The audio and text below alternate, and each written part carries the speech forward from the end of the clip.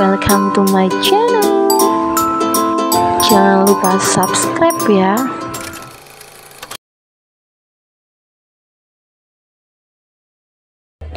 Sudah pulang? Tanya Enggar sinis. Mbak Indah, Bapak. Pandangan Yanti tertuju pada Indah, kemudian beralih ke Papa Enggar.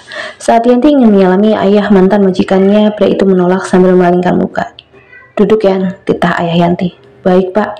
Yanti mengambil kursi kayu dari ruang tengah, kemudian menaruh kursi itu di dekat tembok, lalu duduk di sana dengan posisi menghadap Indah dan Enggar yang memang duduk dalam satu kursi.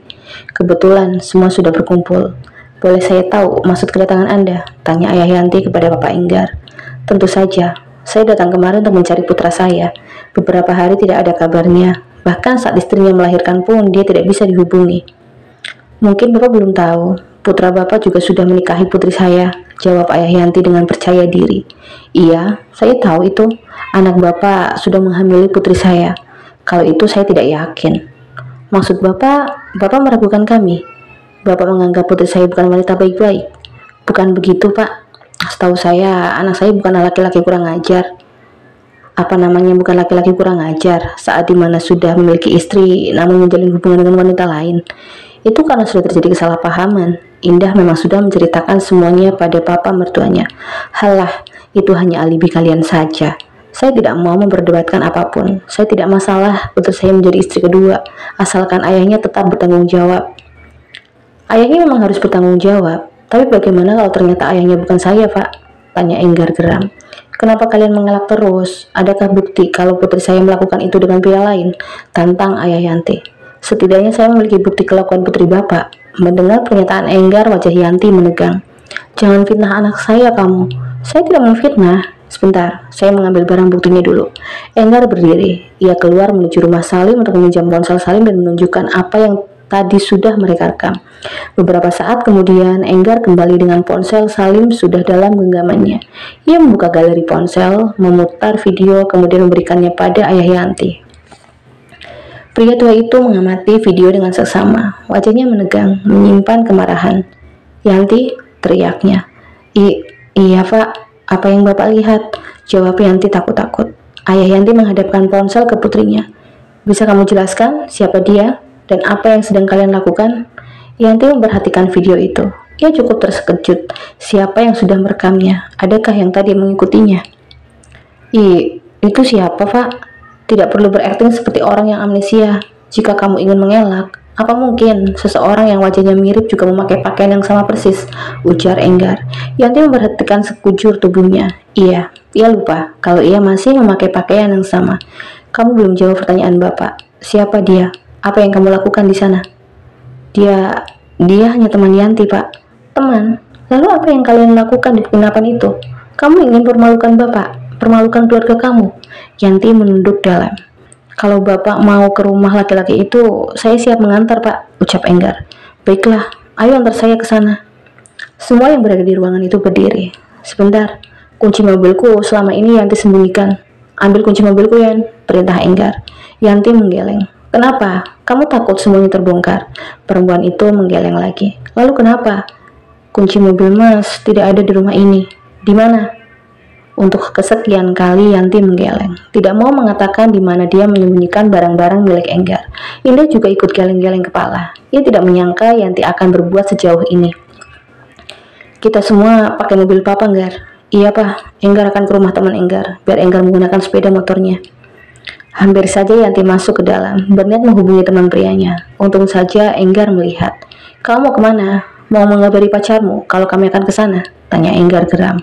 Enggak, Mas. Masuk mobil Papa. Kalau kamu memang tidak bersalah, kamu tidak perlu panik. Dengan langkah pelan, akhirnya Yanti mengikuti Enggar. Ia masuk ke mobil Papa Enggar, di jok belakang bersama ibunya dan Indah. Sedangkan ayah Yanti duduk di jok depan bersama Papa Enggar. Enggar ke rumah Salim kembali. Awalnya hanya berniat meminjam sepeda motor, namun Salim memutuskan untuk ikut. Mereka sampai di depan rumah teman Yanti. Semua turun dari mobil. Ketuk pintunya, perintah ayah Yanti kepada sang putri. Dengan ragu, Yanti mengetuk pintu di depannya. Setelah ketukan keempat, pintu terbuka. Yan, adakah yang tertinggal? Tanya pria itu. Ia belum sadar jika Yanti tidak datang sendiri. Rasanya sakit. sangat sakit ketika kita sudah terlanjur mencintai seseorang, namun pria itu justru mencintai wanita lain. Itu yang aku rasakan.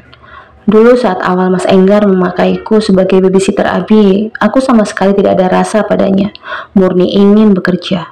Aku yang memasak dan selalu membuatkan minum untuknya juga murni karena ingin membantunya. Itu saja. Siapa yang menyangka kalau hubungannya dengan Mbak Indah ternyata tidak baik. Awalnya aku sangat tidak enak dengan sikap Mas Enggar kepada aku. Namun, wanita mana yang bisa tahan ketika mendapatkan perhatian dari pria mapan sepertinya? Apalagi dia mengatakan jika dia akan menceraikan Mbak Indah secepatnya. Saat Mas Enggar tiba-tiba menyatakan cinta padaku, jujur saja aku merasa ada yang aneh. Dia juga menanyakan apa aku tidak mual. Saat itu aku tidak tahu maksud Mas Enggar sebenarnya kenapa menanyakan itu. Sampai akhirnya dia memutuskan untuk mengakhiri hubungan kami karena ternyata dia salah paham. Aku sangat sakit hati. Karena itulah, saat dia menginap di rumahku, muncul niat jahat untuk menjebaknya. Aku masukkan obat tidur di minumannya. Obat itu aku dapat dari Adi, pria tetangga desa yang ternyata menyimpan rasa padaku. Aku memanfaatkan itu. Adi mau melakukan apa saja untukku, termasuk mencarikan obat tidur.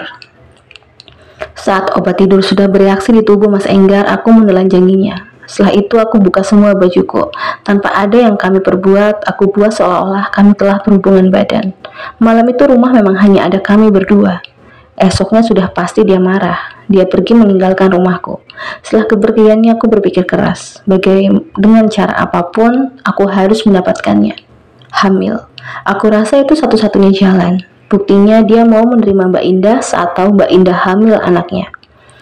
Pagi itu aku memutuskan untuk mandi. Aku rasa Adi bisa membantuku. Hamil aku, Di. Aku mengatakan itu pada Adi secara terang-terangan. Kau mau menjadi istriku? Ada binar bahagia di wajahnya. Aku menggeleng. Kalau memang kamu mencintaiku, hamil aku, Di. Aku butuh bantuan kamu. Bantuan apa? Kamu ingin hamil anakku, tapi tidak mau aku nikahi. Aku mencintai pria lain. Satu-satunya cara agar dia mau menikah denganku adalah dengan cara aku hamil. Adi terlihat kecewa. Aku nggak mau, Yan. Tolonglah, Di. Percayalah, aku masih virgin.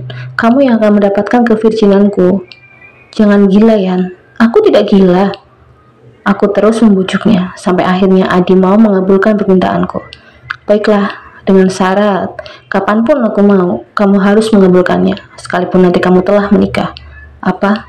Aku harus jadi budak seksnya seumur hidupnya. Tapi aku sangat membutuhkannya sekarang. Baiklah, aku mau. Aku mengambil keputusan itu. Aku harus mendapatkan Mas Enggar. Aku sudah mengorbankan hal paling berharga yang aku punya hanya demi agar bisa menikah dengannya. Pagi menjelang siang itu, aku yang awalnya berniat menjenguk bapak di rumah sakit, justru menghabiskan waktu di rumah Adi. Adi memang tinggal sendiri. Aku yang sama sekali tidak tahu apapun tentang seks memintanya untuk mengajariku. Melalui situs khusus dewasa, kami melihat video-video hubungan seks. Terbawa suasana, akhirnya Adi berhasil membobol selaput darahku. Sejak saat itu, setiap hari aku melakukannya sampai aku dinyatakan hamil. Saat tahu aku hamil, aku sangat bahagia. Rencanaku berhasil. Aku harus segera menghubungi Mas Enggar. Aku harus memaksanya menikahiku.